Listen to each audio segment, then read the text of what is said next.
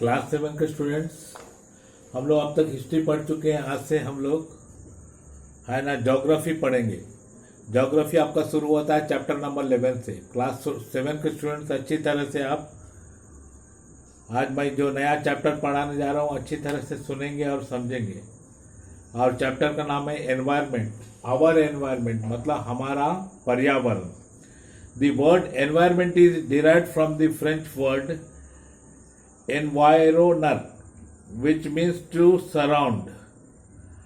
ये जो एनवायरनमेंट जो शब्द है, ये शब्द है ना फ्रेंच भाषा से ली गई है। फ्रेंच में इसको क्या बोलते हैं? एनवायरोनर बोलते हैं। इसके मतलब क्या होता है? To surround. सराउंड मतलब अपने आसपास में जितने चीजें सब एनवायरनमेंट ही है। Therefore, environment refers to surroundings within which an organism exists। मतलब जहां पर जो व्यक्ति रहता है उसके चारों ओर जो चीजें होते हैं वो सब क्या होते हैं? एनवायरनमेंट होते हैं। These surroundings और conditions may be natural और artificial। और अपने सराउंडिंग्स में जो दशाएं होते हैं, जो कंडीशंस होते हैं, वो नेचुरल भी हो सकते हैं और आर्टिफिशियल भी हो सकते हैं। आर्टिफिशियल भी होते हैं। आर्टिफिशियल मतलब कृत्रिम। Hence the components of environment compromise. और एनवायरनमेंट के जो कंपोनेंट्स है वो क्या क्या है वो जानेंगे।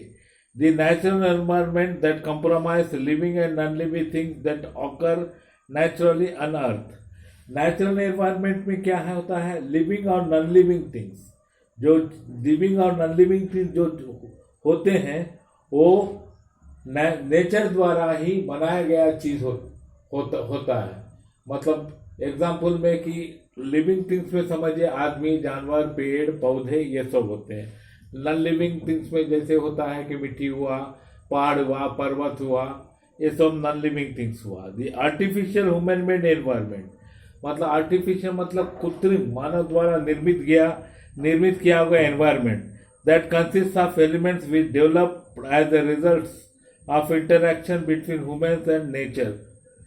जैसे कि है ना मानव और नेचर के बीच में जब इंटरैक्शन हुआ तो मानव है ना कृत्रिम रूप से कुछ चीजें तैयार किया अपना सुविधा के लिए। जैसे पार्क हुआ, डैम हुआ, हाउसेस हुआ, घर हुआ और so on. Natural environment is in turn may be divided into. ये नेचुरल एनवायरनमेंट को है ना फिर विभाजित किया गया। फर्स्ट किस सेक्शन में किया गया? फिजिकल एनवायरनमेंट्स और अबायोटिक एनवायरनमेंट। फर्स्ट क्या होता है? इसको नेचुरल एनवायरनमेंट दो तरह के होते हैं। एक कौन होते हैं? फिजिकल एनवायरनमेंट और अबायोटिक एनवायरनमेंट। दूसरा कौन होता है? बायोलॉजिकल एलिमेंट्स और बायोटिक एनवायरनमेंट। अब इस दोनों के बारे में हम अच्छी तरह से ओपनली पढ़ेंगे। Let us briefly discuss the two types of natural environment. अब दोनों टाइप का जो नेचुरल एनवायरनमेंट है उसे हमें डिस्कस करना चाहिए। उसे क्या करना चाहिए? हमें डिस्कस करना चाहिए। अब हम उसे डिस्कस करने जा रहे हैं। Abiotic environment. Actually abiotic environment होता है क्या? दिस कंप्रोमाइज द इनऑर्गेनिक और non living things in the environment. और अबायोटिक एनवायरनमेंट में क्या होता है? इनऑर्गेनिक थिंग भी होता है और नॉन लिविंग थिंग्स होते हैं जिसमें प्राण नहीं होता है। Based on the physical state and characteristic. लेकिन उसका एक फिजिकल स्टेट होता है, उसका एक कैरेक्टर होता है। It is divided into the lithosphere. और उसको ये अबायोटिक एनवायरनमेंट को फिर डिवाइड किया गया लिथोस्फीयर, हाइड्रोस्फीयर, एटमॉस्फेयर। और है ना फिगर नंबर 11.1 पढ़ेंगे तो ये पता चलेगा। बायोटिक एनवायरनमेंट में क्या होता है? Biotic environment comprises all forms of life including plant and animals। और बायोटिक एनवायरनमेंट में क्या है? जितने सजीव पदार्थ होते हैं उसमें पेड़ पौधे जानवर सब आते हैं। द थ्री स्पेयर्स, उसमें 3 स्पेयर होता है, लिथोस्फीयर, हाइड्रोस्फीयर और atmosphere, meet to form a narrow zone of interaction. इससे क्या होता है? तीनों एक साथ मिलते हैं, इससे क्या होता है? एक सांकड़ा जोन बनता है विच सपोर्ट्स लाइफ। और वो जोन है ना किसको सपोर्ट करता है? जिंदगी मतलब प्राण और प्राणियों को सपोर्ट करता है, वो होता है biosphere. The biosphere therefore included biotic and abiotic environment. Biosphere में क्या होता है, बायोटिक भी होता है, अबायोटिक एनवायरनमेंट भी होता है। Biosphere extends from the bottom of ocean. और बायोस्फीयर कहाँ से शुरू होता है, वो समुद्र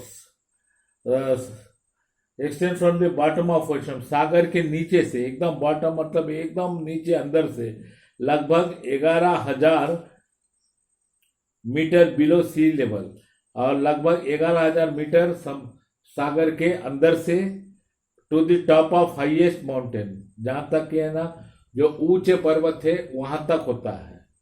about 9,000 in above sea level, लगभग है ना 11,000 सी लेवल से ऊपर होता है। इंटरडिपेंडेंस ऑफ ऑर्गेनिज्म, जितने ऑर्गेनिजम्स है इस पृथ्वी पर सब एक दूसरे के ऊपर निर्भर है, उसी को इंटरडिपेंडेंट ऑर्गेनिज्म कहा जाता है। Within the biosphere all living organisms, the producer, consumer and decomposer are independent.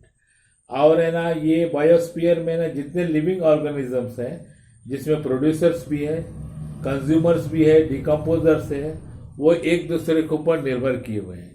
Producers are autograph, like green plants can prepare their own food using water, carbon dioxide and sunlight.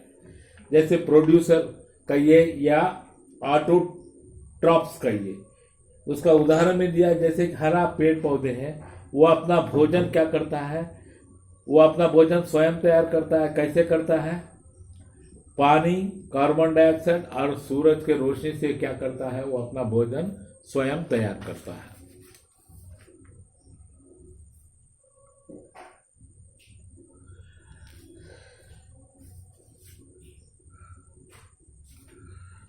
Almost all the living beings are directly or indirectly dependent for their food on plants.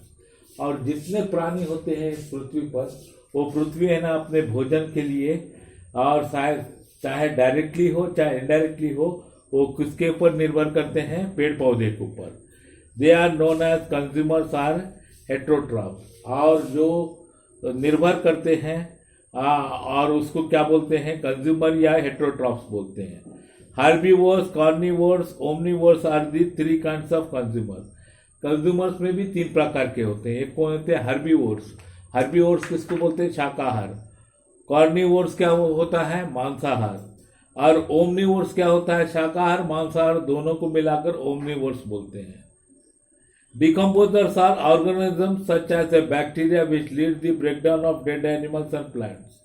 और decomposers वो होता है एक प्रकार का, ये bacteria होता है, वो क्या करता है, समझ गए ना, lead to breakdown of dead animals and plants. और वो क्या करता है, मरा हुआ जानवरों को, मरा हुआ पेड़ पौधे को सड़ा गला के क्या करता है, उसको टुकड़े करके खत्म करता है। Energy transform from one living thing to another in the form of various food chains and many different food chains link up to form a food webs. जैसे कि जो एनर्जी, जो ऊर्जा हम प्राप्त करते हैं, वो ऊर्जा क्या होता है, ट्रांसफॉर्म होता है।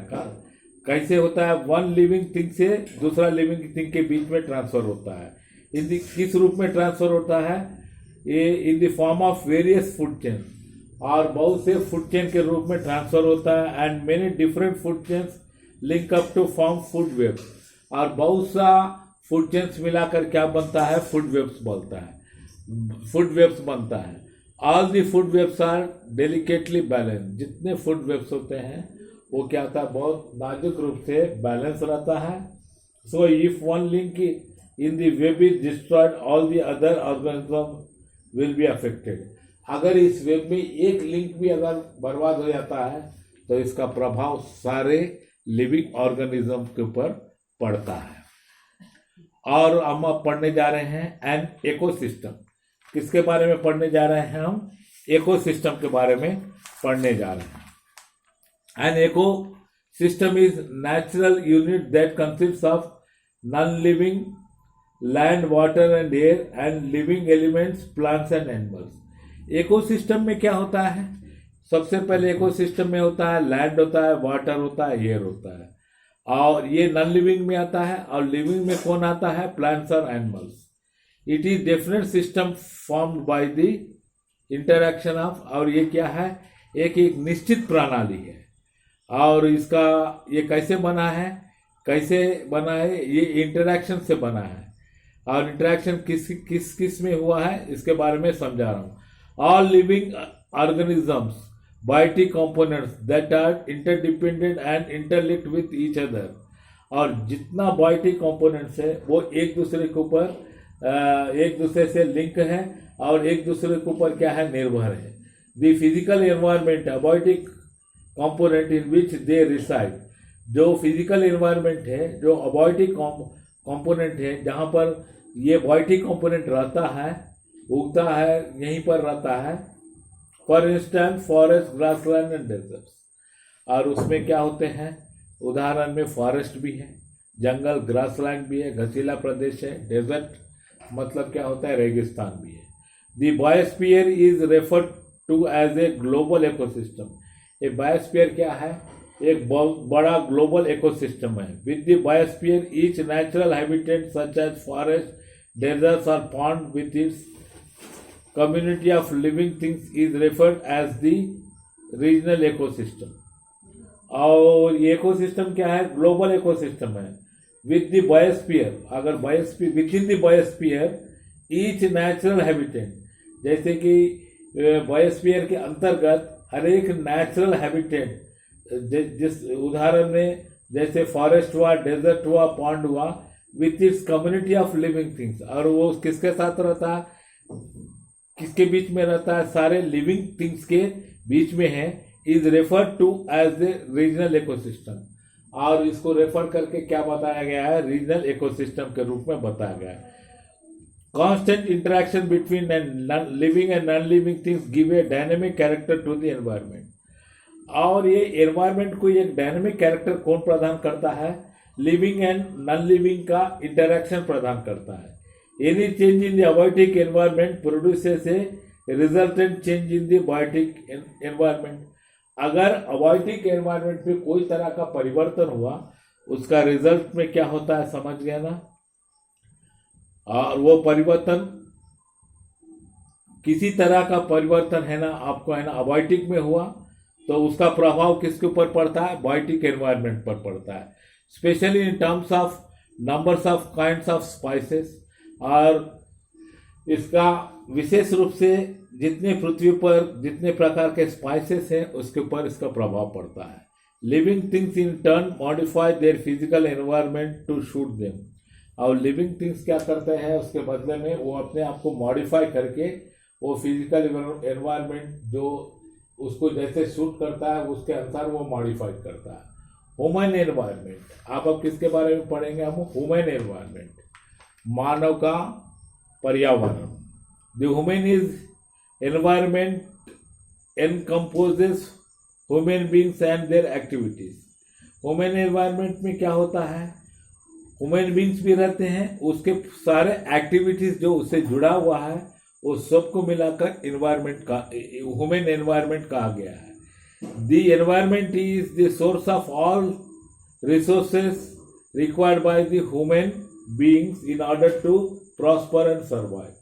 और इस एनवायरमेंट में क्या होता है? इस ह्यूमन एनवायरमेंट में क्या होता है?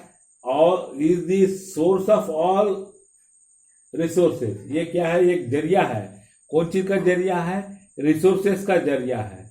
जो रिसोर्सेस किसके लिए जरूरत है? मानव के लिए जरूरत है। क्यों जरूरत है? मानव को विकास करने के लिए और साथ साथ मानव को इस पृथ्वी पर जीने के लिए ये सब स्रोत जरूरत है। The human beings are the only living things on the earth who have use and transform the environment to fulfil their needs. और ये पृथ्वी पर बहुत से प्राणी हैं, लेकिन कोई प्राणी है ना अपने जरूरत के अनुसार है ना एनवायरनमेंट को ट्रांसफॉर्म नहीं कर पाता है। केवल एक मानव ही है अपने जरूरत के अनुसार, अपने आवश्यकताओं के अनुसार क्या करता है? एनवायरनमेंट को, अपनी आवश्यकताओं को पूरा करने के लिए एनवायरनमेंट को क्या करता है? ट्रांसफॉर्म करता है। early humans lived in a harmony with nature, but over years of the advancement of science and technology, rapid industrialization, spread of agriculture gave rise up to urbanization and overpopulation and disrupted the harmony. Earlier human lived in harmony. और earlier पहले सब जो आदि मानव थे वो एक भाईचारा बनाकर सब एक जगह पर क्या करते थे, एक तरह से वो अपने जीवन को व्यापित करते थे। लेकिन जैसे जैसे है ना व्यापित करते थे और साथ साथ है ना वो नेचर से है ना भली भांति है ना नेचर से मिलजुल कर, नेचर के अगेंस्ट में कोई काम नहीं करते थे, नेचर से मिलजुल कर वो है ना नेचर के अनुसार है ना अपनी जिंदगी बिताते थे। लेकिन जब से है ना विज्ञान और टेक्नोलॉजी की प्रगति हुई, एडवांसमेंट हुआ और उसके बाद में बहुत से बड़े बड़े कल कारखाने लगे, बाद में खेती बाड़ी बड़े पैमाने पर होने लगा, बाद में क्या हुआ समझ गए ना, शहर सब बनने लगे और इसके वजह से क्या हुआ समझ गए ना, आबादी की संख्या बहुत बढ़ गई, जिससे क्या होता है समझ गए ना, बुरी तरह से है ना हार्मोनी डिस्टर्प्टेड हो गया। Human activities such as clearing of forest, land, lumbering and mining become unsustainable. और आदमी आज स्वार्थी हो गया है, अपने स्वार्थ के लिए, अपनी इच्छा के लिए क्या कर रहा है, जंगल को काट रहा है, पेड़ पौधे को काट रहा है और जितना जंगल थे जंगल को काट के ना उस जमीन को निकाल के वहाँ पर घर मकान फलाना चिलाना ये सब बनाकर क्या कर रहा है, पर्यावरण को बर्बाद कर रहा है। With the passage of time the accelerating the process of environment degradation. और आदमी है ना अपने स्वार्थ के लिए है ना ये प्रकृति के विपरीत अपने इच्छाओं को पूर्ति करने के लिए आदमी है ना बहुत सा एक्टिविटीज कर रहा है, जिससे क्या हो जाएगा आगे चलकर बुरी तरह से एनवायरनमेंट का डिग्रेडेशन होगा। पार्ट आपका समाप्त हो गया, समझ गए ना। लेसन नंबर 11 समाप्त हो गया और क्लास 7 के स्टूडेंट्स अच्छी तरह से मेरा लेक्चर सुनेंगे। मैं बहुत भली भांति ईच एंड एवरी टर्म को एक्सप्लेन कर दिया हूँ। Thank you very much.